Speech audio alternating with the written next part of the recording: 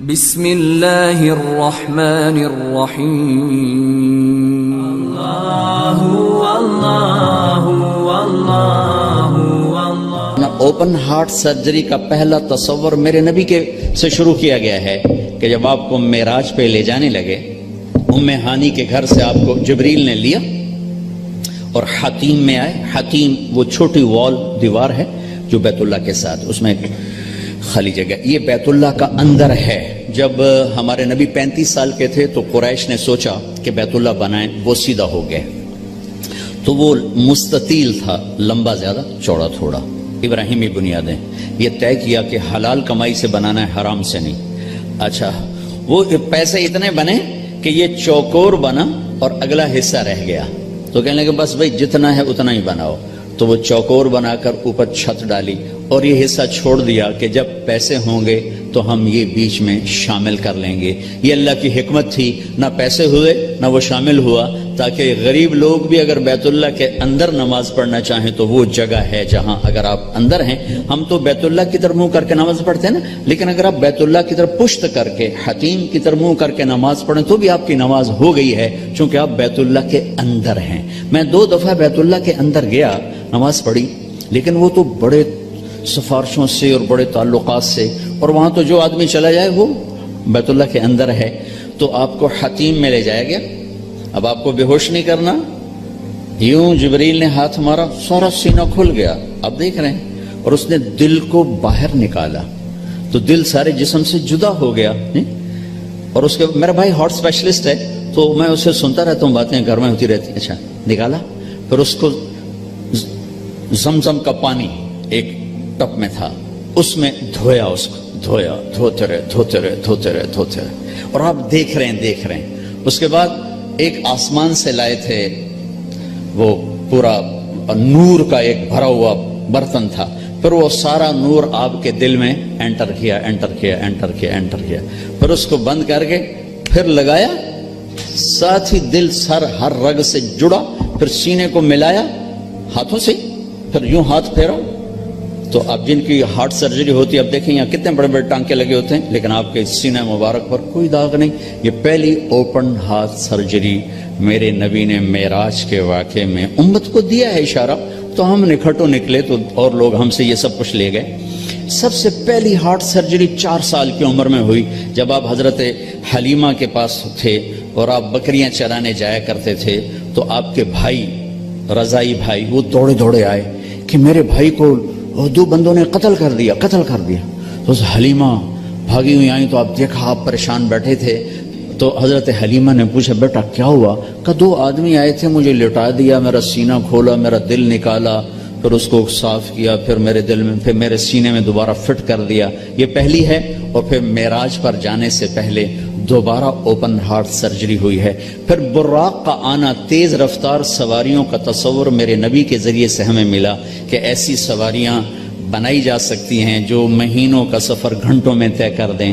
جب آپ نے اگلے دن فرمایا کہ میں گیا تھا بیت المقدس، تو قریش کہنے لگے ہم تو 1 مہینہ مسلسل چلتے ہیں اور پھر وہاں پہنچتے ہیں، تم 1 رات میں کیسے کہہ رہے ہو گیا بھی اور آیا بھی؟ تو براق ایک سواری ہے جس کی تیز رفتاری سے ایک پیغام میسج امت کو گیا کہ اگر تم اس کائنات کے علوم تک پہنچ جاؤ تو تم تیز رفتار سواریاں بھی بنا سکتے ہو۔ 650 کلومیٹر فی گھنٹہ کی رفتار سے جاپان نے ٹرین بنا لی۔ آپ کو ام ہانی کے گھر سے اٹھایا گیا، حضرت علی کی بہن، ان کے گھر میں آپ تشریف فرما تھے، اور سیدھا بھی اللہ لے جا سکتے تھے، سیدھا بھی لے جاتے، لیکن مکہ سے بیت المقدس لے جانے میں یہ اعلان تھا کہ اب بیت المقدس بھی مکہ کے تابع ہو گیا ہے، اب یہاں کا قبلہ بھی بیت اللہ ہو گیا ہے، یہاں جتنے نبی آئے وہ سب آپ کے تابع ہو گئے، لہٰذا وہاں پہلے سارے انبیاء موجود ہیں اور سب انتظار میں ہیں، اور آپ پہلی صف میں کھڑے ہوتے ہیں تو سب ایک دوسرے کو دیکھ رہے ہیں کہ اب امامت کون کرائے گا، تو جبریل آپ کا ہاتھ پکڑ کے آپ کو مصلی پر کھڑا فرماتے ہیں، آپ 2 رکعت نماز ادا فرماتے ہیں، اور آپ کے پیچھے 1.25 لاکھ نبی نماز پڑھ کر یہ اعلان کرتے ہیں کہ ہماری نبوت آپ کے قدموں پہ قربان ہو گئی، اب ہمارے لیے بھی آپ ہی نبی ہیں، ہمارے لیے بھی آپ ہی نبی ہیں۔ عیسیٰ سے لے کر آدم تک تمام انبیاء کو وہاں کھڑا کیا گیا، تو آپ کا سینہ مبارک چاک کیا، اسی کرتے آپ تہمت پہنتے تھے، شلوار زندگی میں ایک دفعہ پہنی اور اسے پسند فرمایا، لیکن عام آپ کا لباس تہمت تھا، کوئی خلائی لباس کی ضرورت نہیں پڑی آپ کو، وہاں سے اٹھایا، راستے میں واقعات ہیں، ایک جگہ آپ کو اتارا، کہا یہاں نماز پڑھیں 2 نفل، کہ یہ کون سی جگہ ہے؟ کہ یہاں آپ ہجرت کر کے تشریف لائیں گے، مدینے میں اتار کے 2 نفل پڑھائے گا، پھر چلایا گیا کہ یہاں 2 نفل پڑھیں، کہ یہ کون سی جگہ ہے؟ کہ یہاں آپ کے دادا ابراہیم کی جائے پیدائش ہے، پھر چلایا گیا، تو آپ جب مصر کی طرف سے بیت المقدس کی طرف آ رہے تھے تو آپ کو خوشبو آئی، خوشبو جنت کی، آپ نے کہا یہ کیا ہے؟ تو کہا یا رسول اللہ فرعون کی ایک باندی تھی، باندی وہ ہو گئی تھی، موسیٰ علیہ السلام پر ایمان لائے، اس کی 2 بیٹیاں تھیں، ایک دودھ پینے والی، ایک ساتھ چلنے والی۔ جب فرعون کو پتا چلا تو اس نے ایک کڑاہ میں تیل ڈالا، میں واقعہ پورا سنا رہا ہوں، انہوں نے صرف اشارہ کیا تھا، نیچے آگ جلائی، جب وہ تیل کھولنے لگا تو اس نے اس باندی کو اور اس کی 2 بچیوں کو پکڑوا لیا، کہنے لگا مجھے رب مانو گی تو زندگی مبارک اولاد مبارک، موسیٰ کے رب کو مانو گی تو پہلے تیری بیٹیاں تیرے سامنے جلاؤں گا پھر تجھے جلاؤں گا۔ یہ مائیں بیٹھی ہیں، انہیں زیادہ پتہ ہے کہ اولاد کی محبت کیا ہوتی ہے، اور اللہ نے اپنی محبت کو ماں سے تشبیہ دی ہے، باپ سے تشبیہ نہیں دی، اور اس کے سامنے 2 بچیاں جلنے کے لیے حکم ہو چکا ہے، اور اس کا ایک بول اپنی بچیوں کو بچا سکتا ہے، اور یہ گھر میں جا کے کہہ سکتی ہے اللہ معافی دے دے، میں نے کلمہ کفر کہا ہے، میں اندر سے کافر نہیں، تو جائز۔ لیکن ایک شاعری زبان پہ آ گئی ہے، ہماری اپنی زبان کی ہے، پتہ نہیں توڑے پلے پوے نہ پوے، تو سن لگے جے، عاشق ہوں میں عشق کما میں دل رکھیں وانگ پہاڑاں ہو، سہ سہ بدیاں ہزار علامیں کر جانے باغ بہاراں ہو، منصور جے چک سولی دیتے جڑے واقف کل اسراراں ہو، سجدیوں سر چائی نہ باہو توڑے کافر کہن ہزاراں ہو، عاشق سوئی حقیقی جڑا قتل معشوق دے مننے، سر نو جوڑے تے مکھ نہ موڑے بھویں 100 تلواراں کھنے، سچا عشق حسین علی دا باہو سر دتے تے راز نہ بھنے۔ تو اس باندی نے کہا فرعون 2 ہیں، 100 ہوتی تو یہاں جلا دیتی اللہ کے نام پر۔ اس کو غصہ چڑھا، اس نے بڑی کو پکڑوایا اور یوں ڈالا، وہ چیختی رہی، مچھلی کی طرح تل گئی، پھر چھوٹی کو کھینچا اور اس کے سامنے یوں ڈال دیا، اس کی تو آہ بھی نہ نکلی، جب اس کو کھینچا تو نے کہا میری ایک خواہش، کیا؟ کہ جب میں بھی جل جاؤں تو ماں بیٹیوں کو جدا نہ کرنا، ہماری ہڈیاں کٹھی دفن کرنا کہیں۔ فرعون نے کہا ہاں ہو جائے گا۔ کود گئی وہ بھی، ان کی ہڈیاں نکال کے ایک جگہ دبا دی گئیں، یہ واقعہ ہے۔ اب میرے نبی وہاں سے گزرتے ہیں، مصر قریب ہوتا ہے، آپ کو جنت کی خوشبو آتی ہے، تو آپ فرماتے ہیں یہ خوشبو کہاں سے ہے؟ تو جبریل کہتے ہیں یا رسول اللہ جہاں فرعون کی باندی اور اس کی بیٹیوں کی ہڈیاں دفن ہیں، جس دن یہ دفن ہوئی تھیں اس دن سے آج تک اور قیامت تک یہ خوشبو اسی طرح اٹھتی رہے گی، کائنات مہکتی رہے گی۔ آگے میری بات ہے، اور یہ پیغام جاتا رہے گا کہ یہ بھی زندگی کا ایک انداز ہے، اور یوں بھی زندگی گزاری جاتی ہے۔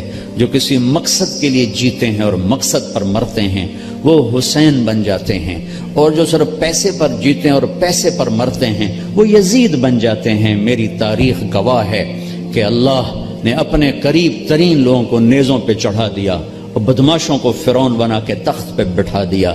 ہم کربلا محرم آتا ہے تو ہم سب حسین کے لیے روتے ہیں، محرم جاتا ہے تو سب یزیدی لبادے میں ہوتے ہیں۔ یہ کون سی تعذیب ہے، یہ کون سا کمال ہے، یہ کون سا ایمان ہے؟ پھر آپ کو بیت المقدس اتارا گیا، براق باندھ دیا گیا، دنیا دارالاسباب ہے، نبی کو اسباب دیے گئے، سواری پر لایا گیا، سواری پر۔ جب آگے جانا ہے تو اوپر والا جہان اسباب کا جہان نہیں ہے، وہ قدرت کا جہان ہے، تو براق وہاں باندھ دیا گیا، اور اگلا سفر اب براق کے بغیر نہیں، 2 نفل پڑھائے گئے۔ اچھا ایک اور عجیب واقعہ یاد آ گیا، اس رات بیت المقدس کا دروازہ بند کرنے کی پوری کوشش کی چوکیدار نے، دروازہ نہیں بند ہوا،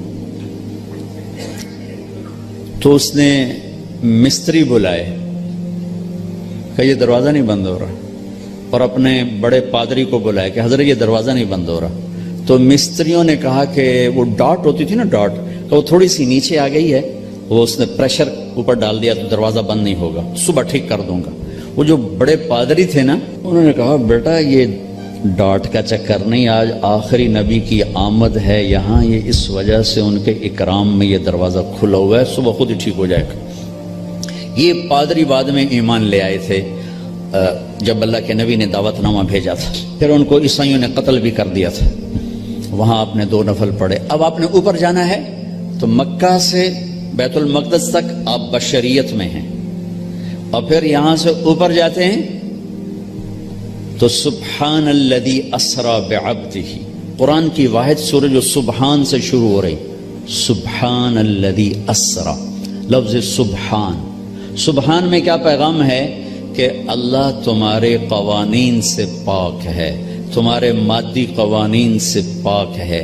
مادے کا قانون یہ ہے کہ اس لباس میں کوئی سپیس میں نہیں جا سکتا، مادے کا قانون یہ ہے کہ اس لباس میں سپیس میں جاتے ہی پھٹ جائے گا، چونکہ جو ہمارے اوپر ہوا کا پریشر ہے، جب ہوا سے اوپر جائیں گے اور پریشر ریلیز ہوگا تو ہم خود بم بن کے پھٹ جائیں گے۔ ہر مرد عورت کے اوپر 280 من ہوا کا پریشر ہے، اس پریشر کو روکنے کے لیے ہمارے اندر پریشر ہے۔ جب ہم اوپر جائیں گے تو دھڑوں ایک دھماکہ ہوگا، چونکہ اوپر سے ہوا ہٹے گی تو ہم پھٹیں گے۔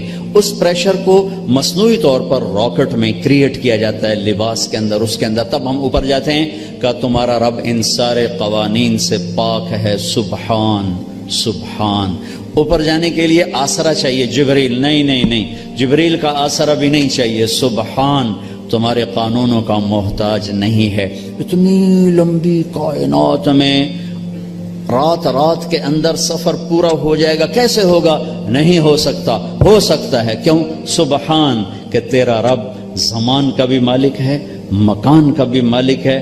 ٹائم کو روکنا، زمانے کو روکنا، مکان کو روکنا تمہارے لیے ناممکن ہے، تیرے رب کے لیے ممکن ہے۔ آئنسٹائن مر رہا تھا تو کسی نے کہا تیرے جیسا سائنسدان بھی مر رہا ہے، کہنے لگا ہاں، ٹائم سے باہر نکال دو تو میری موت نہیں ہوگی، موت سے بچ جاؤں گا، اور ٹائم سے باہر مجھے کون نکالے گا؟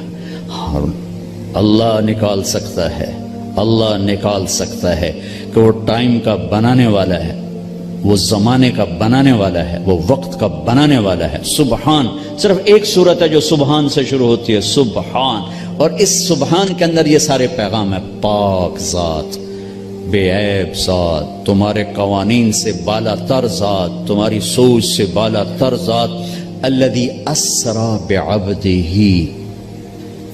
قریش کہنے لگے تم کیسے جا سکتے ہو؟ اللہ نے جواب دیا یہ تھوڑا ہی گئے تھے، میں لے کر گیا تھا۔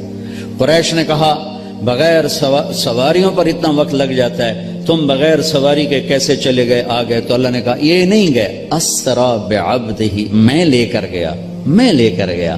اور یہاں الف اور با کا جو جوڑ ہے، اسری اور بعبدہ، الف اور با، عربی گرامر میں اگر الف ہو تو با کی ضرورت نہیں، اسری عبدہ ہوگا، ٹھیک ہے؟ اور اگر با ہو تو الف کی ضرورت نہیں، سرا بعبدہ ہوگا۔ میری بات واضح ہوئی ہے نا؟ الف ہو نا، با کی ضرورت نہیں، اسری عبدہ، اور اگر با ہو تو الف کی ضرورت نہیں، سرا بعبدہ۔ یہ الف اور با کا جوڑ کیوں ہے؟ یہ بتانے کے لیے کہ میں اللہ خود اپنے نبی کو لے کر گیا، اور بعبدہ ہی میں کیا اشارہ ہے؟ آپ لوگ کون ہو کہ جی ہم کسٹم والے، میں کون ہوں جی؟ یہ جی مسجد والے، یہ کون ہے جی؟ یہ جی کپڑے والے۔ تو اللہ کہہ رہا ہے بعبدہ، یہ کون ہے؟ یہ میرا بندہ ہے، یہ میرا ہے، اور میں ان کا ہوں، بعبدہ۔ اور الف اور با کے ساتھ اللہ فرما رہے ہیں کہ میں لے کر گیا، جبریل بھی نہیں لے کر گئے۔ اوپر کا جو آپ نے سفر کیا ہے وہ جبریل کا ہاتھ پکڑ کے نہیں، ان کے کندھوں پر بیٹھ کر نہیں، ان کے پروں پر بیٹھ کر نہیں، اللہ کی قدرت کن کے ساتھ آپ جبریل کے ساتھ گئے ہیں، تو ملکیت کا لباس آپ کو پہنایا گیا اور اپنے ساری فضا کو پار کیا۔ آج یہ سائنس کا نیا علم آیا ہے کہ اگر کوئی کوئی سواری ٹائم کی رفتار سے زیادہ ہو جائے تو ٹائم اس کے لیے زیرو ہو جاتا، ٹائم زیرو ہو جاتا۔ اگر 1,86,000 میل پر سیکنڈ سے کوئی سواری زیادہ تیز ہو جائے تو ٹائم اس کے لیے زیرو ہو جاتا ہے۔ یہ آج کے امکانیات بتائے جا رہے ہیں، اور یہ میرے نبی کا سفر اسپیس کو، راکٹ کو، شٹل کو، ہر چیز کے لیے راستہ دے رہا ہے کہ یہ ہو سکتا ہے، یہ ہو سکتا ہے، خلائی تسخیر ہو سکتی ہے، خلائی سیاروں تک جانا ہو سکتا ہے۔ لیکن آپ کی پہلی منزل پہلا آسمان، آدم علیہ السلام نے استقبال کیا۔ دوسرا آسمان یحییٰ علیہ السلام، زکریا علیہ السلام، عیسیٰ علیہ السلام نے استقبال کیا۔ تیسری منزل یوسف علیہ السلام، تیسرا آسمان۔ چوتھی منزل ادریس علیہ السلام، چوتھا آسمان۔ پانچویں منزل ہارون علیہ السلام، پانچواں آسمان۔ چھٹی منزل موسیٰ علیہ السلام، چھٹا آسمان۔ ساتویں منزل، ساتواں آسمان، ابراہیم علیہ السلام۔ ہر آسمان پر نبی کھڑے ہوتے تھے پھولوں کے ہار لے کر، یہ میرا اضافہ ہے استقبال کے لیے، اور ہر نبی کہتے ہمارے بھائی آ گئے، ہمارے نبی آ گئے، ہمارے بھائی آ گئے، ہمارے نبی آ گئے۔ اب ساتویں آسمان پر پہنچے تو ریسپشن کوئی نہیں۔ جب میں ابھی آیا تو سارے آپ کے افسران وہاں کھڑے ہوئے تھے، ریسپشن۔ ساتویں آسمان پر ایک بڑے میاں، ایک بیت اللہ ہے، اس کی یوں ٹیک لگا کر نہ بیٹھے ہوئے اور اس طرح ہاتھ رکھ کے بیٹھے ہوئے، سفید داڑھی یہاں تک آ رہی، اور اس بیت اللہ کا طواف ہو رہا ہے، فرشتے طواف کر رہے۔ آپ پوچھتے ہیں یہ بڑے میاں کون ہیں، یہ بزرگ کون ہیں؟ تو جبریل کہتے ہیں یہ آپ کے دادا ابراہیم علیہ السلام۔ اگر اللہ چاہتے تو ابراہیم بھی کھڑے ہوتے وہاں، چونکہ مرتبہ تو ہمارے نبی کا بڑا ہے، رشتہ ابراہیم کا بڑا ہے، مرتبہ ہمارے نبی کا بڑا ہے، لیکن ان کو بٹھایا، ان کو چلایا۔ یہ میری بات آپ غور سے سنیے گا، ان کو بٹھایا، ان کو چلایا۔ ساری کائنات حضرت ابراہیم علیہ السلام سے بھر جائے، ہمارے نبی کے برابر نہیں ہو سکتے۔ ساری کائنات ملائکہ سے بھر جائے، ہمارے نبی کے ایک بال کے برابر نہیں ہو سکتے۔ جس کو اللہ حبیب بنائے وہ کیا ہوگا؟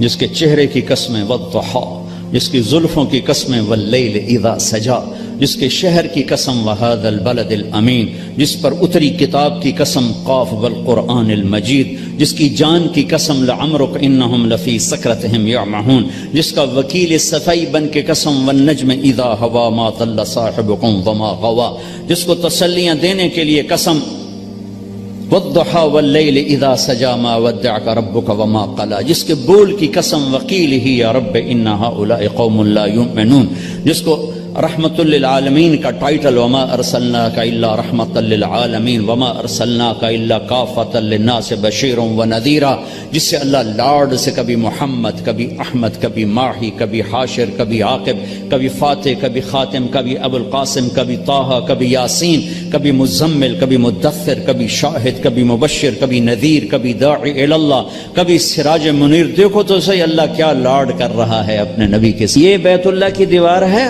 آسمان، یہ ایک بڑے میاں بیٹھے ہوئے ہیں اور یہ کائنات کی عظیم ہستی آتے ہیں اور یہ ادھر جا رہے ہیں، وہ ادھر نہیں آ رہے کہ یہ باپ ہیں، یہ بیٹے ہیں، اور اس آگے جانے میں باپ کو عزت دینی ہے اور بیٹے نے گھٹنوں کو چھونا ہے اور امت کو پیغام دینا ہے کہ رشتوں کا تقدس ہمیشہ باقی رکھنا ہوگا، چاہے آخری نبی ہی کیوں نہ ہو، چاہے آخری رسول ہی کیوں نہ ہو۔ رشتوں کو تولا نہیں جا سکتا، ناپا نہیں جا سکتا، پیسوں پہ نہیں تولنا، رشتہ رشتہ ہوتا ہے۔ یہ چلے، وہ کھڑے ہوئے۔ سارے نبیوں نے کہا بھائی آ گئے، ابراہیم نے کہا میرا بیٹا آ گیا، میرا بیٹا آ گیا، میرا بچہ آ گیا، میرے نبی آ گئے۔ نبی بھی کہا میرے نبی آ گئے، وہ کہا میرا بیٹا آ گیا، میرا بچہ آ گیا۔ پھر گلے لگایا، پھر ماتھا چوما۔ یہ کسی نے نہیں کیا، یہ ابراہیم نے کیا۔ گلے لگایا، ماتھا چوما، اگر روانہ کیا، ایک پیغام ڈیلیور کیا کہ میرے نبی آپ اتنے مقام کے ہو کر بھی اپنی امت کو پیغام دیں کہ اپنے باپ کے آگے سر جھکائیں، اپنی امت کو پیغام دیں کہ ماں باپ کے رشتے کے سامنے اولاد کو بھی جھکنا پڑتا ہے۔ ابراہیم ملے اور آپ جانے لگے تو کہا بیٹا اپنی امت کو میرا سلام کہہ دینا۔ سبحان اللہ، یہ رشتہ بہت گہرا تھا کہ اپنی امت کو میرا سلام کہنا اور انہیں کہنا جنت خالی زمین ہے اور اس کے باغ باغیچے سبحان اللہ الحمدللہ لا الہ الا اللہ اللہ اکبر ہیں، جتنا کہیں گے اتنے درخت وہاں لگتے جائیں گے۔ اب آپ سدرۃ المنتہا پہنچے تو ایک آج کی اس میں آج کے لہجے کی گفتگو کہ جبریل نے کہا یا رسول اللہ آگے میرے پاس ویزا کوئی نہیں، آگے اور جہان ہے، ملکوتی جہان بھی ختم، ملائکہ کا جہان، سدرۃ المنتہا، یوں سمجھو جبریل اپنے گھر میں کہہ رہے ہیں یا رسول اللہ اس سے آگے میرے پاس ویزا کوئی نہیں، میں نہیں جا سکتا۔ کہا میں اتنا بھی آگے جاؤں گا نا ایک بالش تو میں جل کے راکھ ہو جاؤں گا، میں نہیں جا سکتا۔ تو یہاں آ کر ملکوتی حیثیت بھی ختم ہو کر کوئی اور حیثیت آپ کو عطا کی گئی، وہ اللہ جانے، اللہ کا حبیب جانے۔ عرش تک پہنچنے میں پہلی ہستی کامیاب ہو رہی ہیں، جبریل بھی کہہ رہے ہیں آگے نہیں جا سکتا یا رسول اللہ، بس ختم، میں ختم۔ عرش پہلی دفعہ اس کے دروازے کسی ہستی کے لیے کھل رہے ہیں اور آپ کے قدم عرش پہ پڑ رہے ہیں، اور چوتھی منزل آپ کی اللہ اور حبیب اللہ ہیں کہ اللہ نے سارے پردے ہٹا کر اپنا آپ دکھا کر کہا السلام علیکہ ایہا النبی ورحمۃ اللہ وبرکاتہ، اے میرے محبوب آپ کا رب آپ کو سلام پیش کرتا ہے۔ اور یہاں حبیب اور حبیب اللہ میں ملاقات ہے، ثم دنا فتدلی فکان قاب قوسین او ادنا۔ یہ لفظ آپ نے سنا ہوگا قاب قوسین، قاب قوسین۔ میں آپ کو آج اس کی تصویر بنا کے دکھاتا ہوں کہ قاب قوسین کا مطلب کیا ہے۔ عربوں میں اکثر لڑائی ہوتی رہتی تھی، جب ان میں صلح ہوتی تھی تو قبیلوں کے سردار کٹھے ہوتے تھے اور صلح ہو رہی۔ صلح کیسے ہوتی تھی؟ یہ ایک کمان ہے عرب سردار کے ہاتھ میں، یہ دوسری کمان ہے دوسرے عرب سردار کے ہاتھ میں، ان دونوں کی لڑائی ہے۔ یہ دو عرب سردار ان میں صلح کروا رہے ہیں، یہ دو ساتھ ان کے اس صلح کو پورا کرنے کے لیے آ رہے ہیں۔ اب یہ ایک محفل ہوتی تھی تو ایک عرب سردار اٹھ کے اپنی کمان یوں کرتا تھا، یہ کمان کا وہ دھاگا ہے جس کے اوپر تیر کھینچا جاتا تھا، اور یہ وہ لکڑی ہے، ٹھیک ہوگی یہ۔ اب یہ یوں آ کر اپنی کمانوں کے سرے یوں ملا دیتے تھے، آپ دیکھ رہے ہیں سارے، یہ قوس، یہ قوس، قوس کہتے ہیں کمان کو، یہ قاب ہے، یہ قاب، قاب قوسین، دو کمانوں کی قاب، یہ اور یہ اور یہ قاب، اور یہ قوس، یہ قوس۔ تو اس ملنے کو عربی میں کہا جاتا ہے قاب قوسین، کہ اب جیسے دو کمانیں ان کے کنارے آپس میں مل گئے تو یہ سردار بھی آپس میں مل گئے، اب ان میں لڑائی نہیں ہوگی۔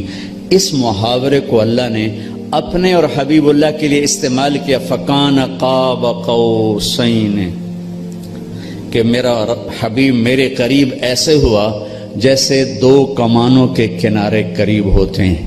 اگلی عجیب بات بتاؤں، او ادنا، او ادنا، اس کی کیفیت صرف اللہ جانتا ہے کہ نہیں میرے حبیب اس سے بھی زیادہ میرے قریب ہو گئے۔ میرے بھائیوں، اس ہستی کو آئیڈیل بنا کے چلو، مزے کرو گے اللہ کی قسم، اور آپ کی نسلیں مزے کریں گے۔ اگر آپ لوگوں کی جیبوں پہ ڈاکے ڈالتے رہے، نہ آپ سکھی رہو گے نہ آپ کی نسلیں سکھی رہیں گی۔ 60 کی دہائی کے ایک چیئرمین پورے مغربی پاکستان کے ہمارے قریبی رشتہ داروں میں تھے، انہوں نے حرام دولت کے ڈھیر لگا دی، پھر اچانک مر گئے۔ ایک دن ان کا بڑا بیٹا کہہ رہا تھا کاش ہمارا باپ ہمارے لیے حرام کٹھا نہ کرتا تو کوئی خوشی کا دن ہم بھی دیکھ لیتے۔ اور میں نے اس آدمی سے ان کانوں سے سنا، میں اج مر جاواں میری دھی نو کسے دی پرواہ کوئی نہیں۔ بیٹی کمزور ہوتی ہے نا، بیٹوں کا نام نہیں لیتا، بیٹی، میں اج مر جاواں میری دھی نو کسے دی پرواہ کوئی نہیں۔ آئے ہائے ہائے، اس کا بیٹا کہہ رہا تھا کاش ہمارا باپ ہمارے لیے حرام کٹھا نہ کرتا تو کوئی خوشی کا دن ہم بھی دیکھ لیتے۔ پیٹ پہ پتھر باندھ لیے کہ میری امت پیسے پر نہ بک جائے، چوپڑی روٹی پراٹھے اور انڈے پر نہ بک جائے۔ 3 دن کے فاقے برداشت کیے۔ آپ باغ میں تشریف لے گئے, کھجوریں گری پڑی تھی, گندی کھجوریں جو گر جاتی, آپ نے اٹھائی, ہائے ہائے وجہ کائنات, ساری کائنات جن کے لیے بنائی, ایک گندی کھجور صاف کر کے منہ میں رکھی. ایک صحابی ساتھ ہیں عبداللہ تو نہیں کھاتا؟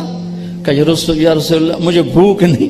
بھوک کا مسئلہ نہیں تھا, وہ کھجور کھانا مشکل تھا, جی مجھے بھوک نہیں. کہ عبداللہ مجھے بھوک ہے, آج چوتھا دن ہے میں نے کچھ نہیں کھایا, چوتھا دن, مجھے 8 بجے تک چائے نہ ملے میرے سر میں درد ہو جاتا ہے, جی میں چائے نہیں پیتی, سیرج پیڑ پہ گئی ہے, آج چوتھا دن ہے عبداللہ میں نے کچھ نہیں کھایا.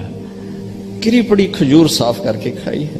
کسٹم والوں کو پیغام دیا ہے, پیسہ سب کچھ نہیں ہوتا ہے, انسانیت بہت بڑی معراج ہے. اللہ کا ترازو پیسے کو نہیں تولے گا, تیرے کردار کو تولے گا, تیری سچائی کو تولے گا, تیری دیانت کو تولے گا.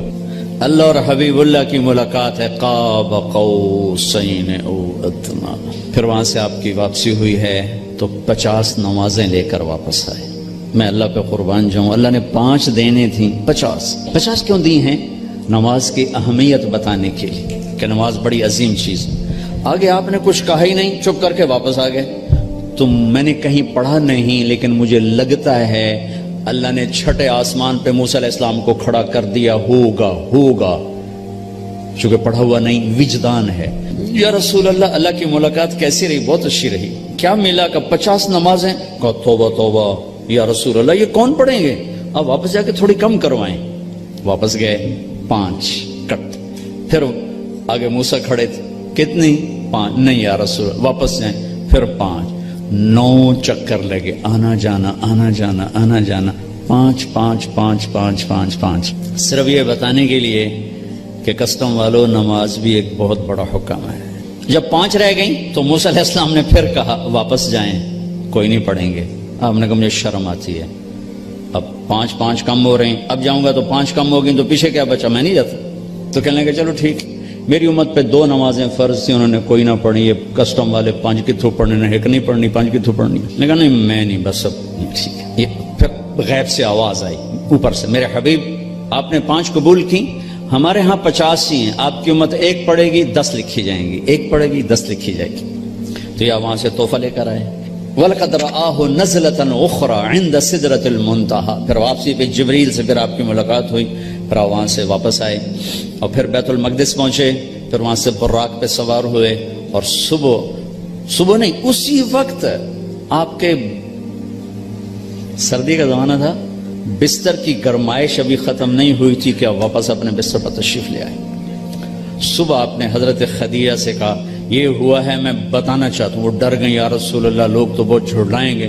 کہا جھٹلائیں, جو مرضی کریں, میں بتانا چاہتا ہوں. آپ حرم میں تشریف لائے اور آپ نے یہ اعلان کیا میرا رات یہ سفر ہوا. تو ایک آدمی بھاگا, وہاں سے بھاگا آیا ابو بکر کے پاس. ابو بکر, اگر ایک آدمی یوں کہے میں راتوں رات فلسطین بیت المقدس گیا, پھر اوپر گیا, پھر اسی رات واپس آ گیا, تم مانو گے؟ تو ابو بکر نے کہا کہنے والا کون ہے؟ کہ کہنے والا تیرا ساتھی ہے. کہ پھر میں مانتا ہوں. یہاں سے آپ کو صدیق کا ٹائٹل ملا, صدیق. لکل امت صدیق, ہر امت کا ایک صدیق ہے. میری امت کا صدیق ابو بکر ہے.